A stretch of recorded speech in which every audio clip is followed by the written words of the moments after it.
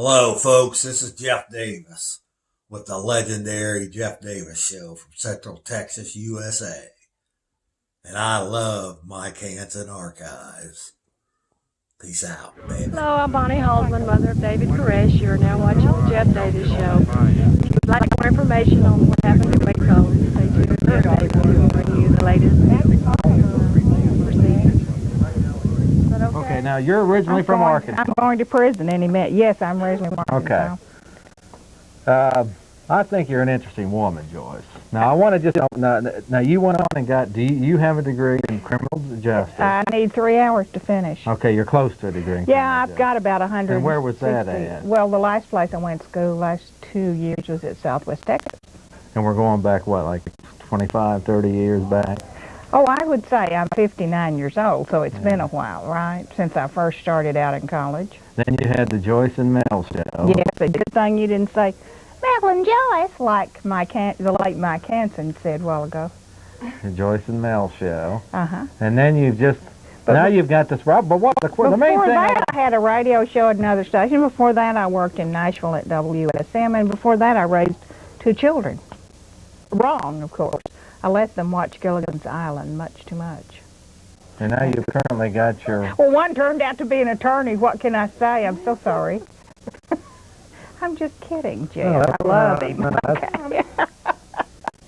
Okay. So now I've got this radio show. Yes, and the ultimate question I want to ask you is as best as you can define it, who is Joyce Isaacs? I mean, from your origins and your beliefs and different things that you've done over the years. What do you want when everyone when they pass on they'd like to have some type of... It's a do-it-yourself memorial service. Well, I'm just curious. Is there something wrong? Did you talk to my doctor? Is there something what is it that you want people to know Joyce Isaacs as? That I tried to make the world better. I think I'm on as my husband says, she's right out of the Blues Brothers. She's on a mission from God. That's a little movie. Have you ever seen that one? Well, you need to see it. No, I think I have a purpose on this earth. Now, maybe most people, or some people think they don't have any purpose. But I think I do, because life to me would not mean too much if I feel very personal sense of being about my religion, about my spiritual feelings. And life has dealt me some blows that I'm like everybody else. I've had some hard times here or there. I started out from a modest little town in Arkansas, and my husband is from Illinois, and he came from a very modest background, and he finished college thanks to the GI Bill, and he's worked very hard, and I've worked hard, and we've raised 2 kids and tried to instill some values in them that I hope will sustain them. I hope I've raised 2 children that are going to be beneficial and good to this society. I think that's what we're here for. I don't fight windmills anymore. I did for a long time, but there's some things I simply cannot do anything about. I don't just, go head on rushing into things I want to change and give all my energy away. I don't do that anymore. But I've done some things. When I was going to school at Southwest Texas, I turned some students in for stealing a copy of the test. And then it was like I had the pox. I thought honesty was real big in college. When it said they're going to kick you out of school, which they didn't. They should have, in my opinion. I'll stand with you if you need me to. If you are a crime victim, that's another thing I feel very passionate about. I'll go to court with you if you feel like Now, I'm not going to enable you if I feel like you're doing drugs or whiskey. If you're doing a lot of whiskey lately, you're not, are you? That's slow to answer, not Jeff. Too bad. No, but I mean, I try not to be an enabler, because I certainly could be that, but I'll help people if they need it. I really will, because that's why I'm here. And I'm here also to have a good life and enjoy. It's okay to be happy. I've got to ask you, Joyce, over the last couple of years, you've had some programs, somewhat similar guests and topics and themes that this program has, regularly. That's the central theme about different corruption in government, whatnot. Do you, well, maybe I should... Well, go ahead and ask. I'm going to ask you anyway. Do you believe in some of the things that these some of these voices are saying, or do you just have a radio show and you just believe in that freedom of speech and everyone has their own opinion and just let them? Or do you, I mean, how did I don't maybe I'm naive, but did you? You mean, do I have a passion have you heard any for of these anything things that over your life that you've been hearing on your radio program the last couple of years? Well, I think what I've heard most of my life and what I've tried to tell my children and what I try to tell other people is that you need to think critically about every issue, Jeff. And I think those things have come home to me, in particular with Watergate. I think this is an anniversary of Watergate, isn't it? I believe. And though they took some of the shine off of our national government, I think it's probably always had corrupt people in it here or there. It's still the best government in the world, but it's got some people in it that aren't doing things that benefit all of us. It's called really a breach of trust. But I think... And you believe that? Watergate? No, I mean in the whole sphere of things. Yeah. You do. And I think when you have a president that's assassinated in Dallas, and then you have a Watergate, and you have now we found out this year that our government had done some tests on some black men in Alabama. I believe it was Alabama, with the syphilis test, and they put them into two groups and treated one group with real drugs and just gave the others, is it a placebo, is that what you call it? And it did not tell them for years and years and years, and this makes me so angry. Also, a new writer that's come on the scene, he's written a book, and it's about number 16 or 17 on the New York Times bestseller list. The name of it is Los Alamos, and it's based on the Manhattan Project, of course, which was the bomb during World War II. And the more things that I read, I just don't think you should trust everything that you're told. I think you should question. I've taken some grief for doing shows about the Gulf War syndrome. Okay, yesterday the New York Times came to my rescue because now we're going to find out that indeed we had some of our people exposed to a very bad chemical situation. And we've got to fess up to it. That was in 91. What's this, 97 now? That's 6 years, Jeff. People could have gotten some help if the government had admitted. You put on a uniform and go fight for this country, don't you think it would just, that we ought to fess up? That we ought to own what we do? What about this New World Order stuff? Has any of this, I know it took me several years of reading and studying this stuff for me to actually, hey, this is what I believe is really happening. Most of the time my beliefs about power and money, I just thought those people were Republicans. Be a little humorous, okay? I do think there are people in power. There's something about power. Some people get some and they want some more and more and more. It's power and money. It's interchangeable, isn't it? I don't know. What concerns me most of all, I think NAFTA is a travesty. I think Texas is going to feel the impact of this. I think we need to do something about our immigration policies. We cannot. What about the Republic? What about, I know you had McLaren and some Archie Lowe and some of these think what always gets me when I see things on the news about them, now, I don't think you should go into your neighbor's house and, I'm not for anything like that, like allegedly that McLaren did. Right. Well, they're not, according to the latest bit I've got, they're not even being charged. That's not even an issue. So the whole thing might have been just, Well, I'm not for violence. If you can, and I'm not passive. You're not going to hit me and get away with it. But violence, we need to learn to take care of problems in other ways. But the people from the Republic of Texas, that was one of the funnest shows I did because you didn't come up there that day, did you? Did you come with them to the show? Well, they came up and they had about 50 people with them. They'd been, I think, to the courthouse, and it was what you might call high theater. And they were all over the building. And everybody at the radio station said, who are these people? And the salesman said, Joyce, this guy stopped me in the coffee shop back there. It was just great. Of course, I love a good time.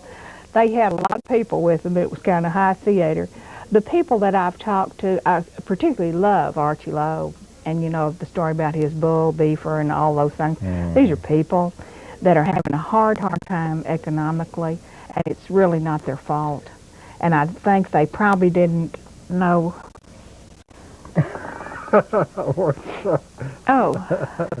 That's sorry. Apparently you had something. Now I'm going to worry the whole time, Linda. She came running over here. You're fine. You're fine. You're beautiful, Joyce. Absolutely beautiful. Okay, she came over here. Now, no. Y'all are so funny. She came over here and buttoned my blouse back up or did something. No, actually, she was powdering around on me and yanking at me. No wonder you keep your hat on in this show. I think the Republic of Texas people are terribly frustrated economically. I think they don't know what to do. I think they feel like they're not taken into consideration in decisions that this government makes, and I think there are many, many people out there, Jeff. Some people that think that, and it doesn't, but it doesn't mean everybody's involved doesn't have any resources. That's kind of what led you to. Well, I don't want to get off onto this topic too much. Well, no, but I think people that are having hard times, in particular, look at something, and I think when the economy's bad, that happens. And I think our future appears to be very uncertain in this country, doesn't it? Well, I think it does, but you know, so I think people are a little worried about what's going on. I'm worried now because they came in and fixed something on me. Oh, you're doing wonderful. I'm doing wonderful. Okay, yeah, we do. Go ahead. I think people just get kind of disillusioned and they don't know where to turn to. All kinds of groups grow when we have a hard time economically or we're unsure politically of things going on. And let's face it, we're not the power that we used to be economically. Or we don't have any manufacturing, do we? If we had a war, we couldn't. I don't know that we could have a troop train. I was glad to see the Barnum and Bailey Ringling Brothers circus train through here. I thought they might let us borrow it if we should need it. We couldn't manufacture any boots. That's the only boots we're making now are probably good Texas boots that are handmade and terribly expensive, the best in the world, I would imagine. They've sent all our industry to Mexico or to islands or now all this into China. All our toys at Christmas time are coming from there. I've gotten on a big campaign about when you buy things, read the label. It puts somebody out of a job. And I think when we talk about people being put out of jobs, when you talk about profit's one thing, but greed's something else, Jeff.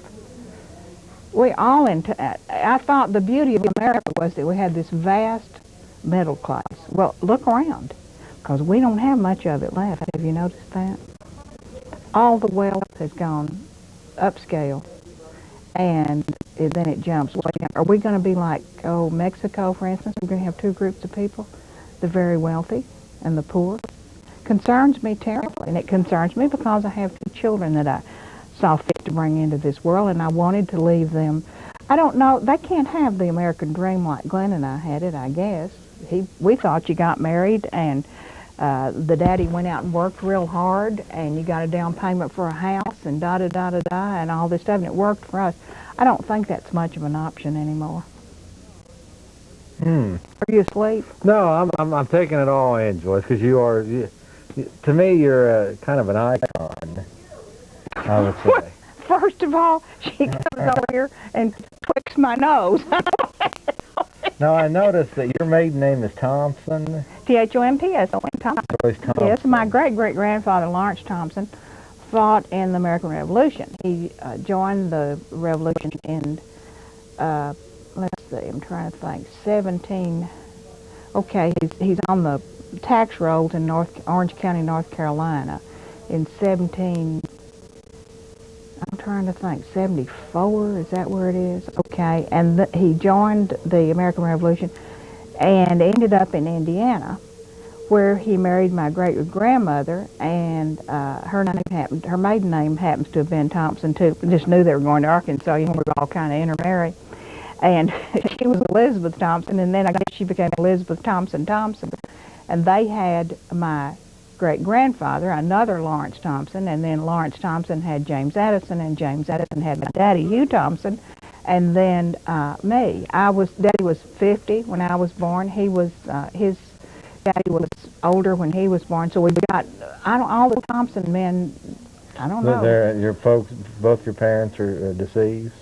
Have been since I was about 17. So if you've got parents, you're lucky. Yeah. You got a neat stepfather. Yeah, he's all right. Yes, yeah. well, yeah. But so what are you? Is that German or what is Irish or what? Thompson, Well, what do you have? What is your background? my pedigree. Yeah. I'm probably English. Thompson's an English, Scotch English, and my mother's name was Beringer, which is very, very German. And then a lot of people think that you're Jewish that I've talked to. that I'm Jewish, that you talk to. Oh, yeah. A lot of Well, people, that's my married A lot name. of people have said That's that. Glenn Isaac. Glenn is Jewish? Or? No, not that. Actually, when he married, when we married, he was a Baptist. And then we became Presbyterian. I'm Presbyterian. But we've all Well, a been lot of Baptist people at one think time. that because that name just seems It's to, very Jewish, and some Yeah. of the Isaacs are Jewish, some of us are not. And if you just, and now if it's appropriate, sometimes I would be willing to pass myself off as Jewish. If I have people that do word association, and they'll call me Miss Jacobs. Don't you love So that dispels the rumors out there that Joyce is Jewish. I probably had at least a half a dozen people tell me that Oh, okay. over the last. Well, that's fine. If I were, that would 6 be months just fine, because there have been a couple of Jewish people been very important in my life, in most people's lives. Let's go ahead and try to take this. At least he didn't wear that stupid Elvis costume this time. All right. Here you go, Joyce. There it is. I don't know. Collars and whatnot. Oh, is this what that is? Yeah. Is this a picture of that? Well, This just is open that up. hysterical. Says love, Jeff Davis show staff. This is what I do, Want me to do that for you? No, Joyce? I can do it. Okay. But a lot of people volunteer, for the Mental Health Association. That's what I do. I feel like, Jeff, when I come over here on this show, I'm volunteering a little bit for you. Is Mike cute or what? And I'm sorry. I'm not I very was good gauge of that. Oh, how cute! What do you think? I just think it's darling. You know who paid for that? You know who paid for that? I feel like I'm going to sooner or Can we hold it later. up? Yeah. Can we hold it up? Is this cute? Where do you want it? All Here. right, just put it right up there then. Is that cute? This was ours. I think of like January 27 or something. And you had on that hysterical Elvis Did suit. you like that? I loved it. I knew I had to set the tone early. Well- I just came in all, Dialed out like you usually do, good-looking, rugged guy that you are, ex-Marine. Oh, no, Air Force. Air Force. That's something I really like about you, is that you're able to be funny. I get really strung out with people who take everything so Sometimes. seriously. Sometimes I'm Gosh, bold. you look great in makeup. You think? Uh-huh. I And appreciate that, Joyce. that's always what I've tried to tell Sam. Isn't that nice, That is folks? darling. Yes. It's darling. It's absolutely darling. And you know what I always have tried to tell Sam and Bob is they don't need makeup for radio, and they just come in, every day and have it done before they go on the air. It's just kind of, a showbiz thing, well, yes. Anyway, I don't know. And I'm a person like everybody else. I have a lot of failings. Well, the reason why I asked you that, Joyce, is I have a good bit of respect for anybody. My opinion of Will and you I respect know me in the morning when and we're I through? know it takes all kinds Yeah. to make a world. Sure. But to me, I personally believe that there's just too many people sitting around, doing nothing. Is what I consider to be modern Rome, burning, collapsing down on You it. mean in a There's just too handbasket many it's going? People, the people are just sitting back taking it. They're not even paying any attention. And anybody that's got any gall to step forward and say something or try to do something, or even if you can't do anything, just you're out there trying to better or change something. I think we need more people like that. Well, and I think that some of that may have to do, Jeff, with self-esteem. I think you have to value your opinion. I am terribly disturbed when 17% of the voters, of the registered voters in this city, turn out for a city election. People have suffered. So here I go. Here's another soapbox I get on. Do you know that women only got the vote in about 1970 some odd years ago? I mean, we haven't always been able to vote. And I can remember my daddy's sister, who would be like 4,000 if she were alive now. No, she'd be about 130. She, maybe 120. But she said that she could remember when the vote came around and that James Addison, my grandfather, said, they're just humble, poor farmers. They're not, I mean, a horse thief in the family. You know, they everyone in imagination to go steal a horse even. But she said the Thompson women always voted. So my mother and daddy they thought we needed to vote. They took me to vote with them, and I always took my children. I took them in the booth with me and showed them how to vote. Women, you need to vote. Do you understand? You don't have control over your life as much as you should have, but you're never going to have it if you don't get out and vote. Then I have another thing that really... Can I just mention one thing? Okay. In some regards, though, I myself may look at that as maybe... Could it be, Joyce, that people are starting to realize that it's a rigged system and there's no choice? There is a choice. There's a choice of to vote or not to vote. Well, but you again, can't if quit the system playing is in. rigged, Well, it's gonna. If it's rigged, they win. If you don't vote. Well, I think that maybe we ought to look at other avenues to defeat what I consider. But to be in this modern country, run. that's what if we that's have. not one avenue that. Go ahead. Comment, Rita. Oh, that's our receptionist, the lovely Rita. Now, Sammy calls her Rita, but we call her the lovely Rita because just as Vanna White turns the letters, the lovely Rita answers the phones. And Rita, we love you, darling, and especially when you get me some real good mail, get me a box of money tomorrow.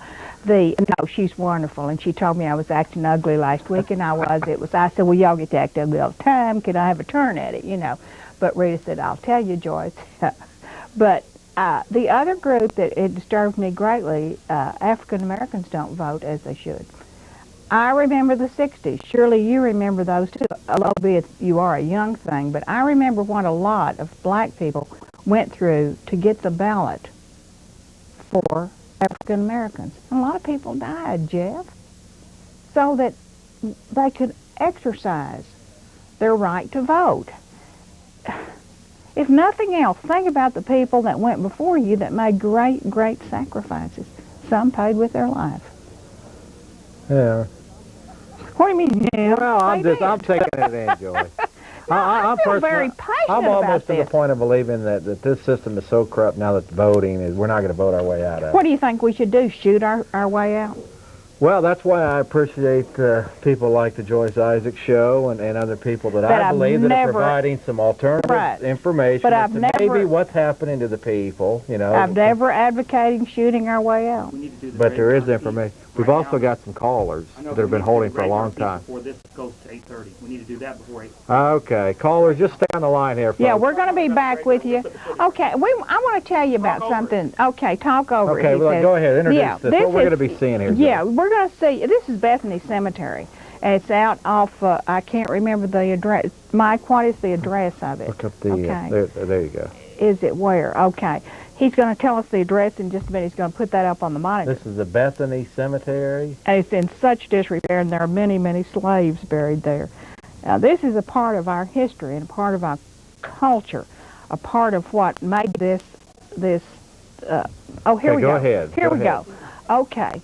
Okay, here we go. Okay, we're going out. All right, we're taking a little shot there. I believe we're over in the parking lot at Sims School. That's where it is. It's across the street from Sims Elementary School. Great elementary school, I might add. Well-kept. Well, it was just a great little school. Of course, it's closed for the summer. Didn't have any kiddos loose, but there we are. Okay. And we're going to go across the street here in a minute and show you this Bethany Cemetery. See Sims School? You got a lot of kids that go to Sims School when it's in session. You see how nice it is? It's just a great elementary school. And we're out cruising, see, and we're taking in some sights because Austin has many, many things, Jeff, that people don't appreciate. They don't know about. They don't take the time to go visit. You know, they're all talking about, let's see, there's Bethany Cemetery, and it was established in the late 1800s when burial space set aside for the African Americans in Austin's historic Oakwood Cemetery was no longer available. It's the oldest recorded person in there was buried in I think it says 1879. Yeah, read that for Okay, nothing. but if you'll just look at your monitor, look closely, or look at your screen, and you'll see what it says. And it's in such disrepair. We need and Sue Spears has been working. In 1997, this became a Texas historical site. And I about had a hysterical sight when I saw it because it's in such disrepair. This is over 5 acres of land, folks. It is beautiful. See, we're out there looking, and look at the wildflowers that have grown up. Oh, it is. Now, that's right off the street, and it sits, I guess, SETS, is that the word? Okay, look here. 1858. Do you understand that this person was probably born into slavery? Look at that. Died in 1908. And I started going through there and looking at gravestones, and I'm 1859. That was before the. Look at that. I'm amazed at all these and treasures. They're absolute treasures sitting out there. This cemetery needs to be taken care of. I think it needs a better fence around it. Oops. Okay, Jeff. Okay. Look at this. Look at this baby. Oh, quit looking at that. That's for the end. Okay. Look at this baby. Look at this tomb.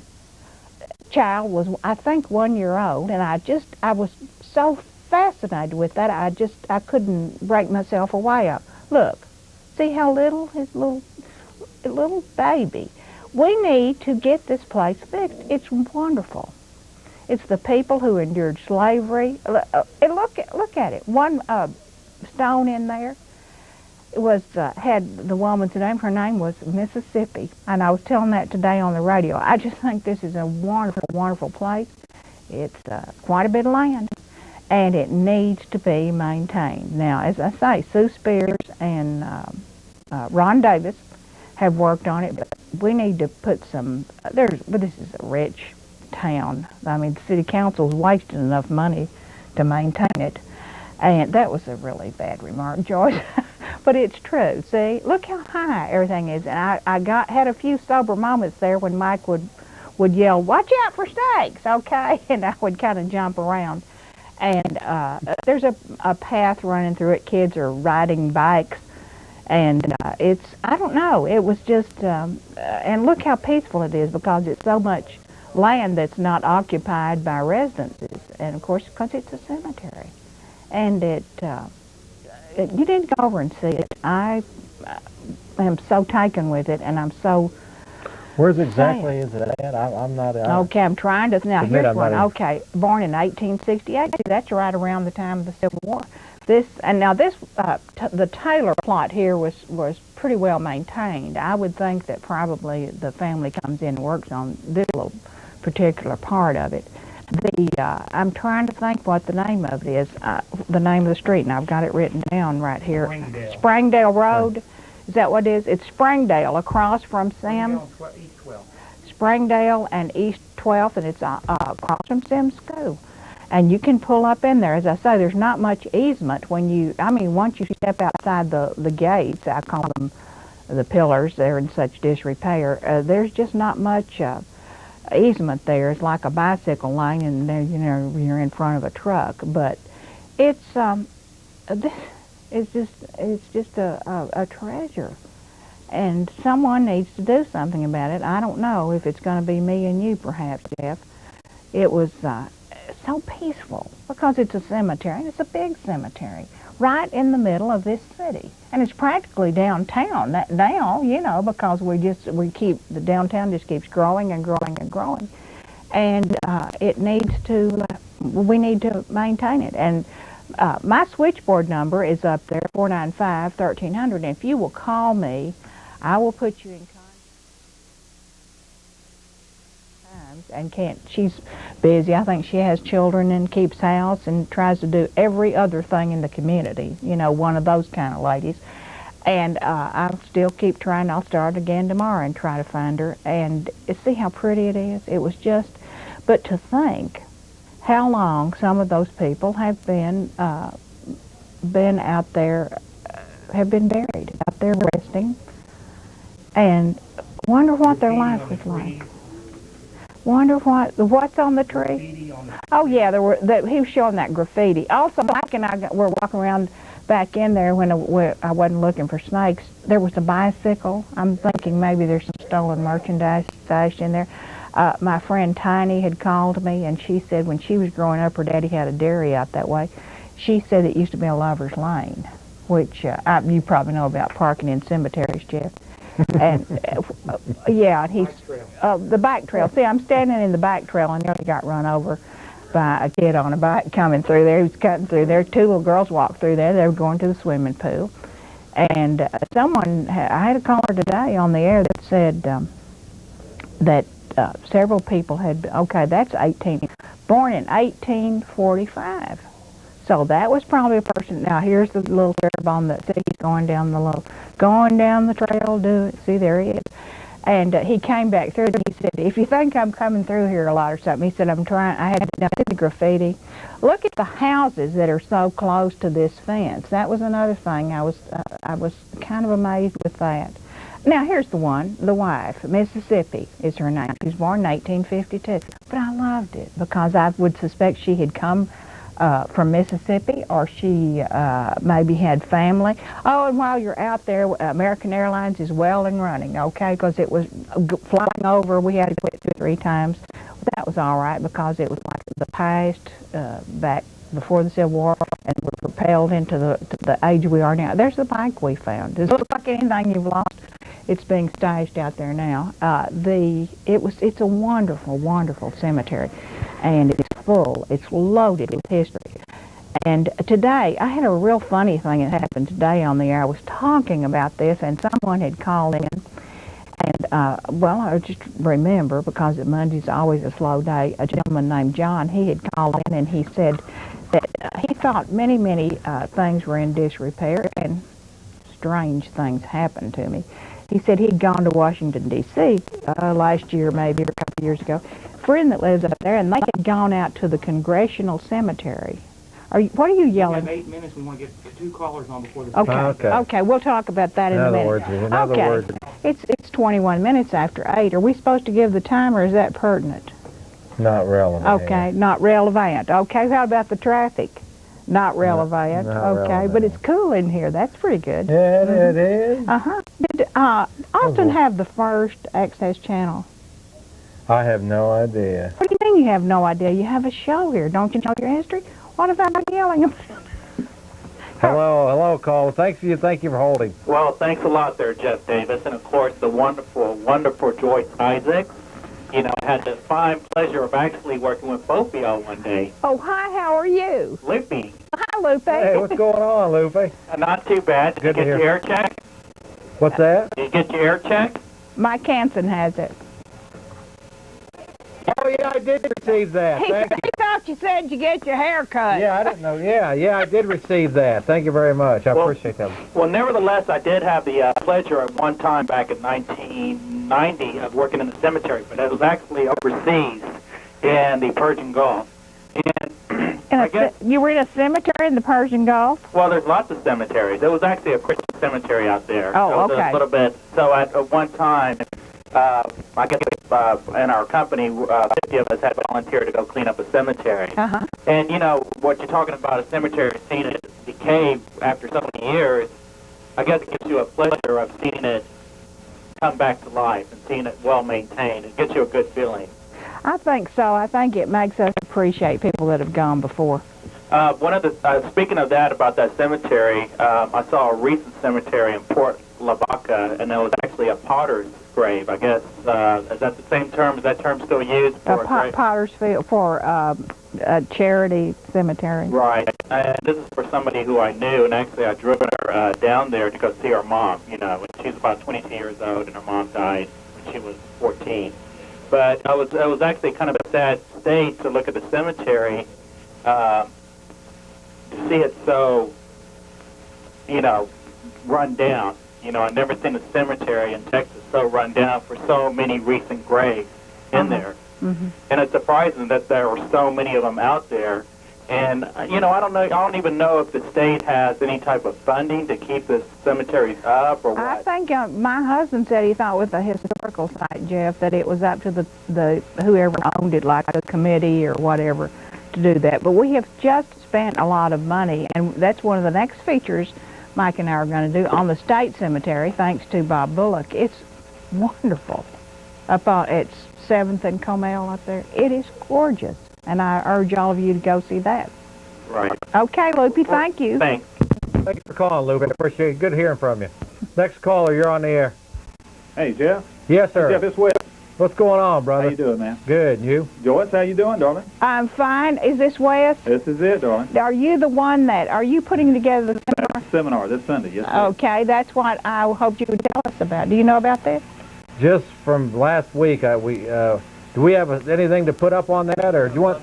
Well, we don't have a slate. We don't have a slate. You don't have a slate up on it this time. There's been some changes. Okay, there's been some changes to it. Yeah. Sunday?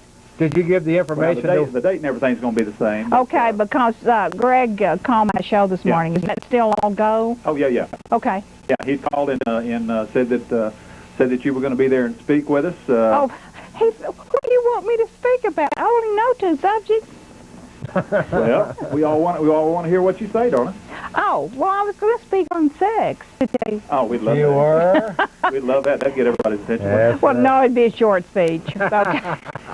Well, I am, I'm putting this little thing together, and I think the primary focus is going to be on solutions to, local, state, and federal government, and I think it's going to be the hottest thing in Austin. Well, the thing I feel very strongly about it, Wes, is we're smart people, and we can come up with solutions that work. Well, now you guys deal with this problem every day. Every day you deal with it. You work with this thing.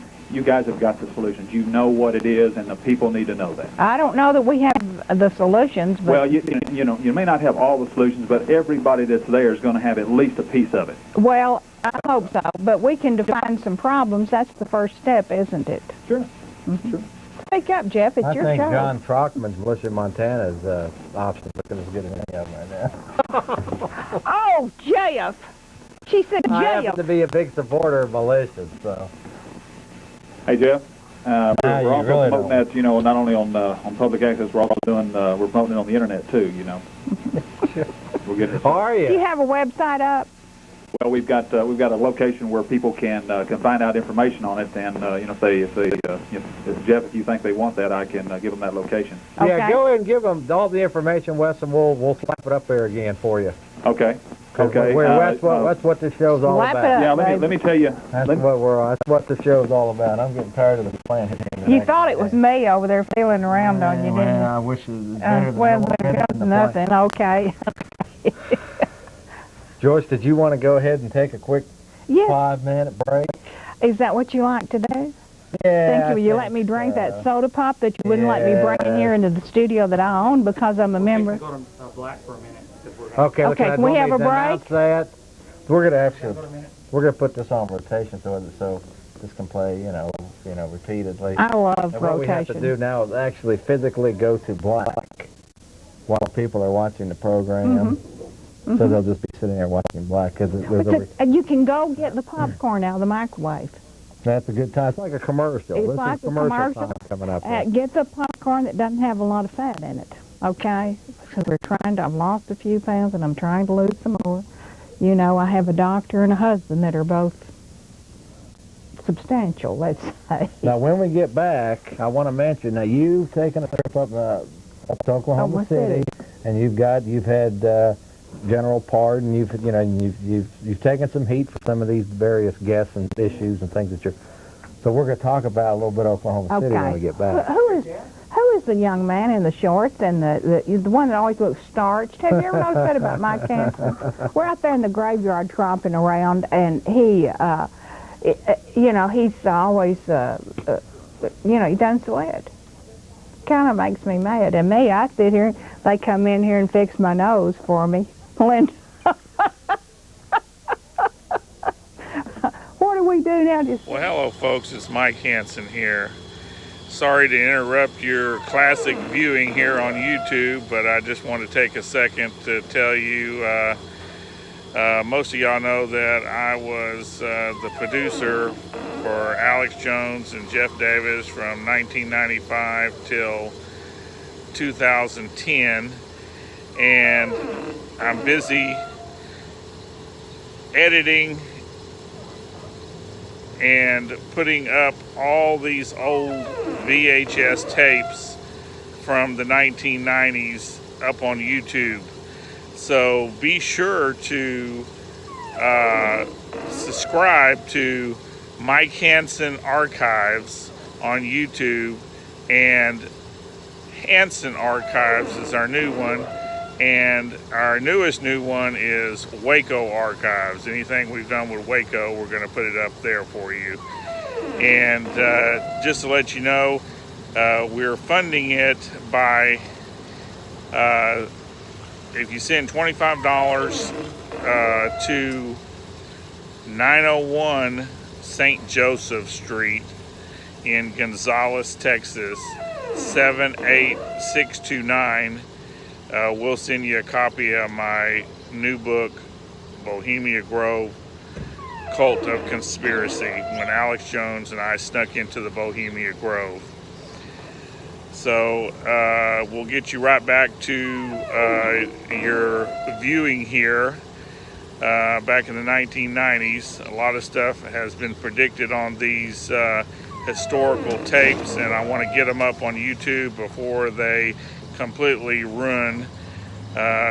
Those tapes usually are good for about 10 years, and they're about 27 years old now, so we're trying to get them up as fast as we can. We bought all the equipment, we've hired people, and if you'd like to call us and put it on a credit card, our number is 830-672-3089. 830-672-3089.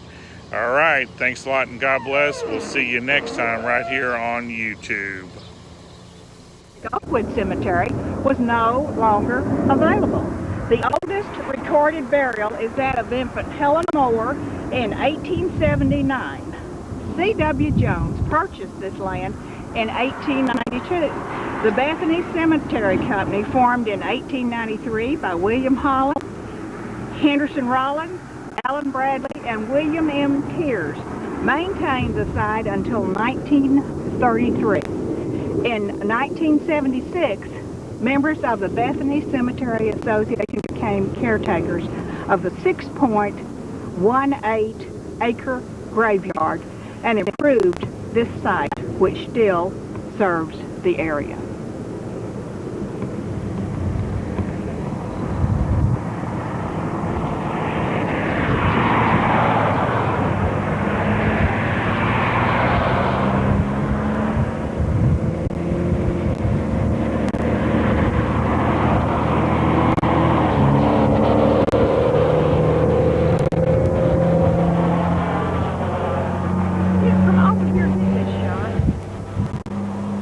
Baby.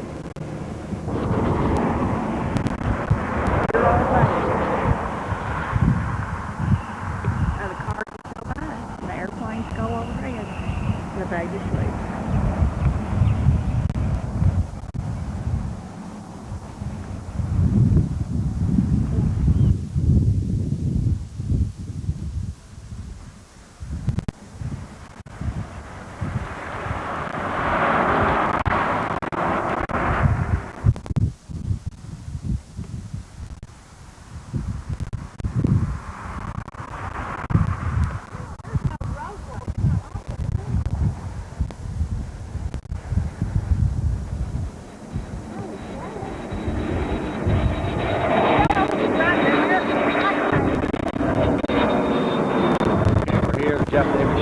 Visiting with Bonnie Haldeman, who was David Koresh's mother, here on April 19th, 1997.